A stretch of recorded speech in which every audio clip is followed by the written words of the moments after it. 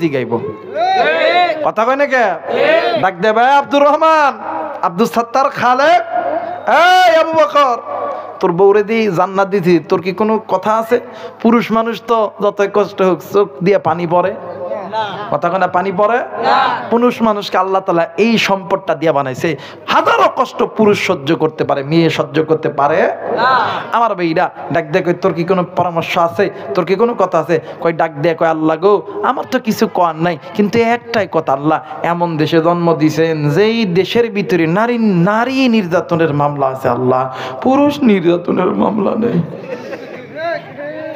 কথা কয় না ঠিক আছে না এমন একটা দেশে জন্ম দিয়েছেন আল্লাহ নারী নির্যাতনের মামলা আছে পুরুষ নির্যাতনের মামলা নেই কথা কয় না কে এই জন্য মায়েদেরকে বলবো মা গো স্বামীর সঙ্গে খারাপ ব্যবহার করবেন না যেই নারী স্বামীর সঙ্গে খারাপ ব্যবহার করে হযরতে খাদিজা রাদিয়াল্লাহু তাআলা আনহা বলেন ওই নারী জাহান্নামী জোরে বলেন আল্লাহু আকবার এবারে মহিলা প্রতিদিন স্বামীর জন্য দোয়া করে আল্লাহ আমার স্বামীরে তুমি গুনাহ থেকে বাঁচাও নামাজি বানায় দাও হঠাৎ করে একদিন আল্লাহর বান্দির কানে আওয়াজ আসছে যে একটি জরুরি ঘোষণা আমাদের এলাকার মসজিদে হাজী এমদাদুল্লাহ মুহাজিরি মুক্কি 3 দিন পরে বয়ান করবে স্বামী রাত্রিবেলা বাড়িতে আইছে ডাক দিয়ে কই স্বামী গো তোমার কাছে আমার পক্ষ থেকে একটা জিনিস চাবো দিবানি ডাক দিয়ে কই কি হইছে কই কোন আগে দিবেন কি না কই কি হইছে কই কয়েকদিন পরে আমাদের এলাকার মসজিদের মধ্যে একটা হুজুর আসবে এই হুজুরের ওয়াজ শুনতে যেতে হবে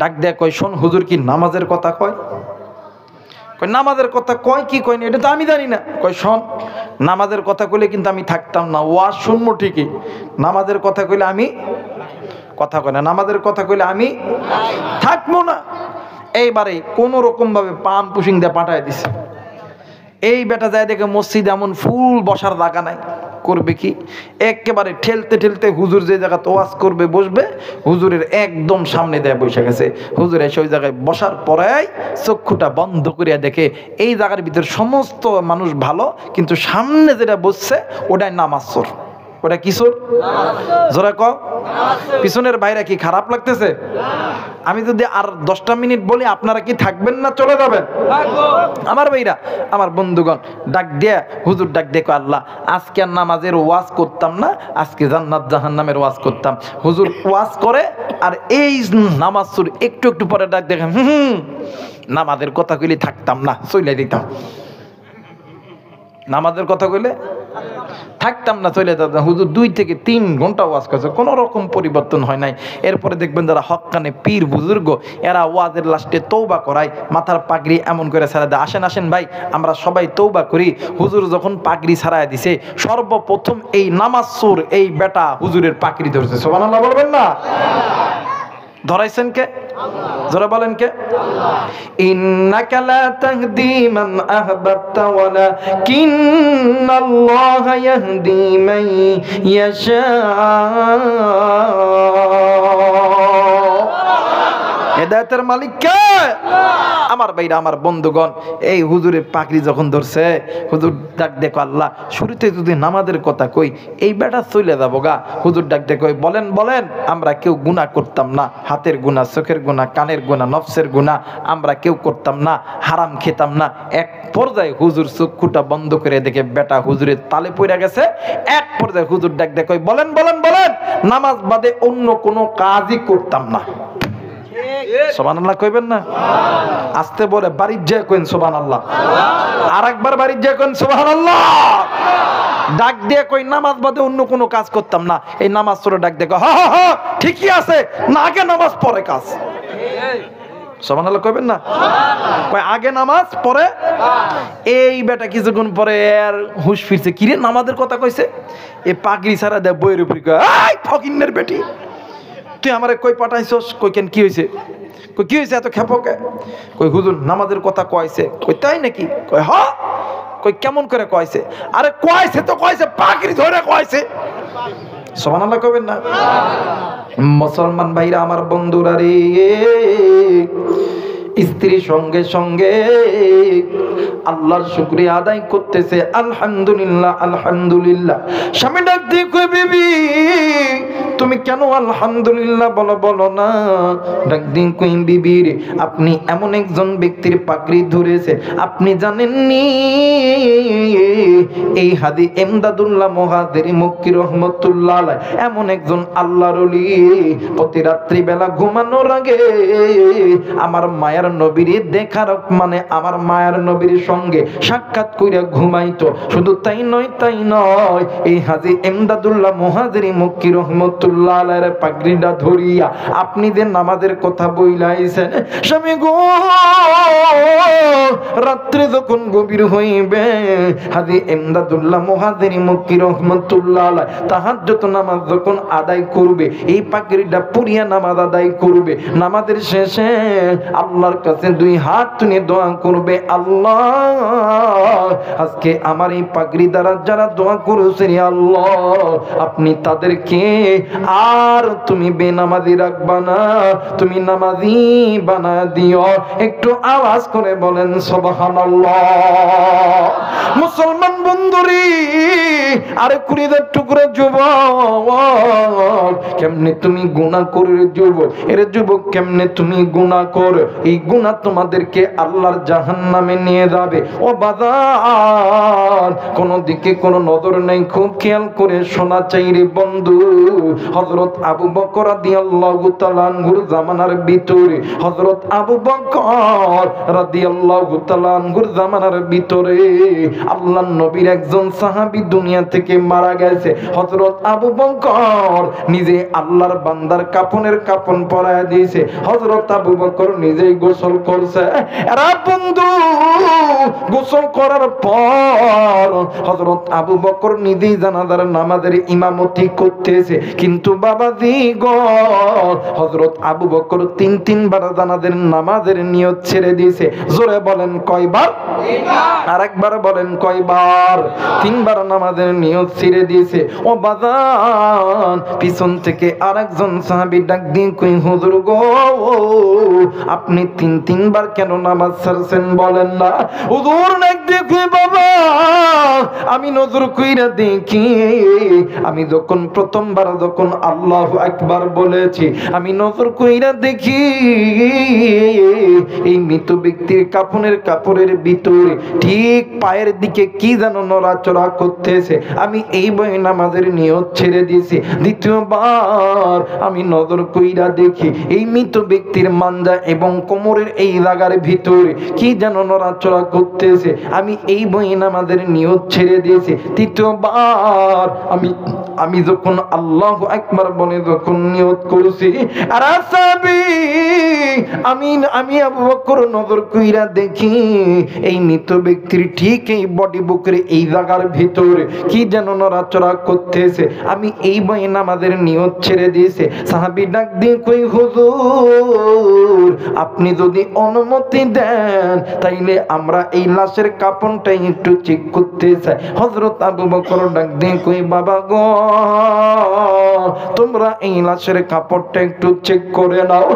আবাদান আমার ভাইরা আমার বন্ধুরা রে কোন দিকে কোন নজর নাই, খুব খেয়াল করে শোনা চাই রে বন্ধু। এইবারে কয়েকজন সাহাবী মিলিয়া লাশের কাপড়টা যখন চেক করতে লেগেছে তেমনি কইরা লাশের কাপড়ের মাথার দিকে যখন একটু খুলেছে ওই লাশের ভিতর থাইকা বিশাল বড় একটা সাপ বাইর হইয়া ওই মৃত ব্যক্তির বুকের উপরে দাঁড়ায় গেছে। এই দুনিয়ার জমিনে এমন কোন মা নাই, এমন কোন বাবা নাই সন্তান মারা গেছে সন্তানের মানে সন্তানের বুকের উপরে সাপ এমন করে দাঁড়ায় আছে। দুনিয়ার জমিনে কোন মা নাই, কোন বাবা নাই, ওই মা বাবা চুপ করে থাকতে পারে। আবার মা আর বাবা মারা গেছে, সন্তান দুনিয়াতে জিন্দা আছে, মা আর বাবার বুকের উপরে এমন সাপ দাঁড়ায় আছে কোন সন্তান সহ্য করতে পারে না।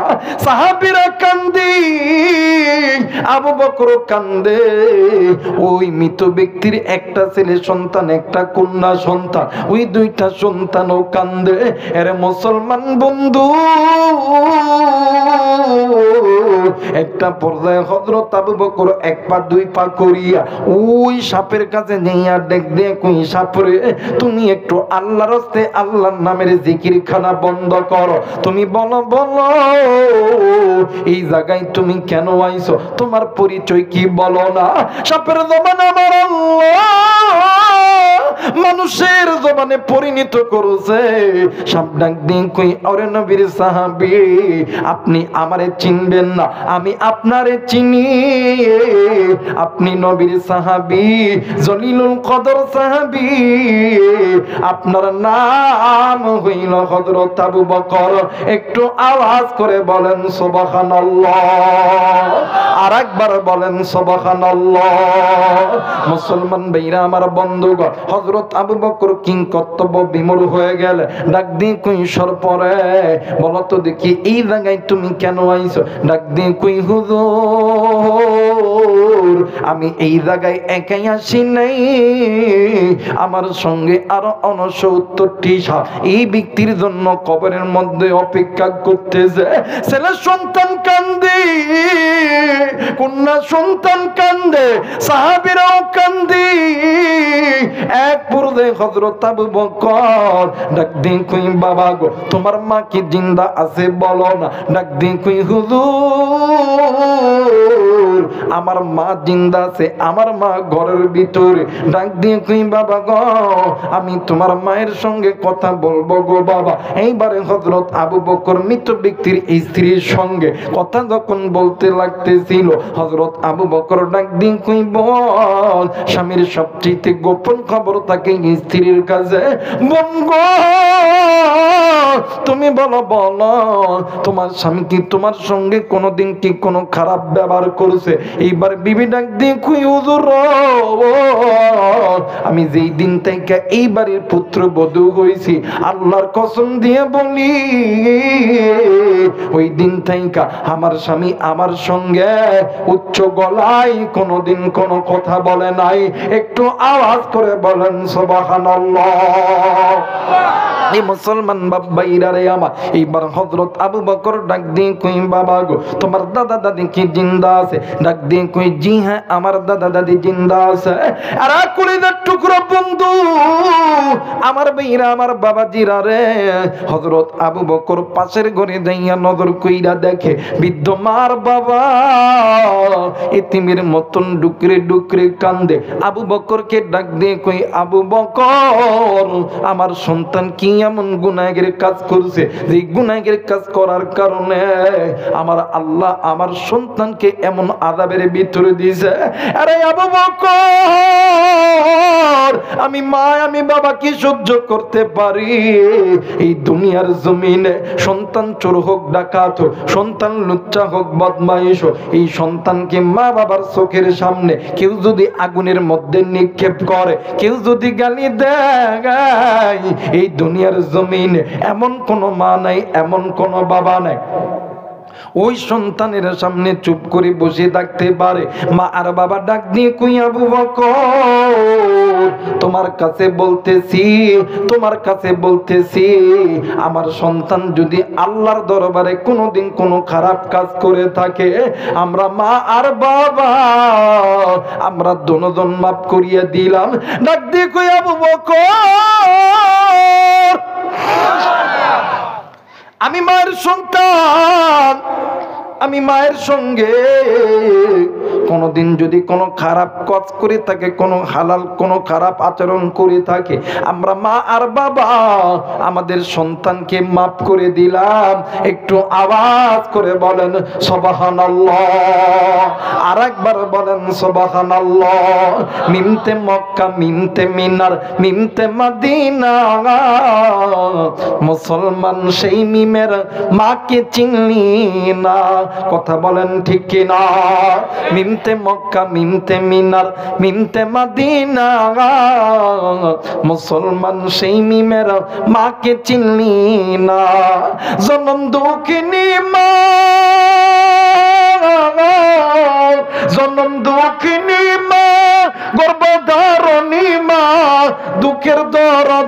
আমার জনম দুঃখী মা, মিমতে মক্কা মিমতে মিনার মিমতে মদিনা, মুসলমান সেই মিমের মাকে চিনি না। কালেমা পড়েন লা ইলাহা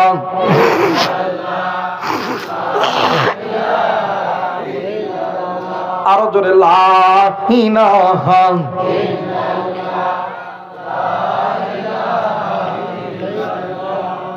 লা ইলাহা ইল্লাল্লাহু মুহাম্মাদুর রাসূলুল্লাহ। সকলেই পড়ি সাল্লাল্লাহু আলাইহি ওয়াসাল্লাম। যে একটু আওয়াজ করে বলেন না আল্লাহু আকবার, আর একবার বলেন আল্লাহু আকবার। এবার মা জননী কলিদার টুকরা বাবা ডাক দিয়ে কই আবু বকর, আমার সন্তান কি আমরা মা আর বাবা কি পারি আমার সন্তানকে, মানে আমার সন্তান কষ্টে থাক, আমার সন্তান আযাবের মধ্যে থাক, কিন্তু বাদান্নি দুনিয়ার জমিনে কোন মা চাই না তার সন্তান, তার ছেলে সন্তান কন্যা সন্তান কষ্টে থাক, কিন্তু ছেলে সন্তান কন্যা সন্তান বড় হওয়ার পর তারা চাই মা আর বাবাগুলো কষ্টে থাক। কথা বলেন ঠিক কিনা? এই বাংলাদেশের ভিতরে এমন কিছু সন্তান আছে যে সন্তানের জন্য মা বাবা রিক্সা চালায়া ভ্যান চালায়া, মা আর বাবা চাকরি করে ডাক্তারি করে সন্তানকে মানুষের মতন মানুষ বানাইছে, সন্তান বড় হওয়ার পরে ওই মার বাপরে চিনে না।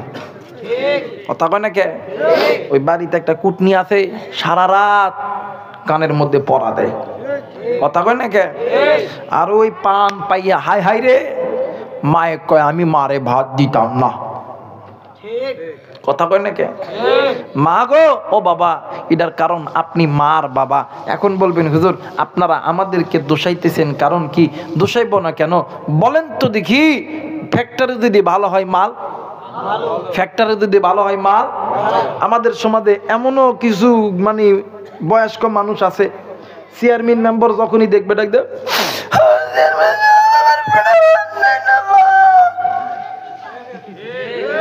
কথা কয় না কে?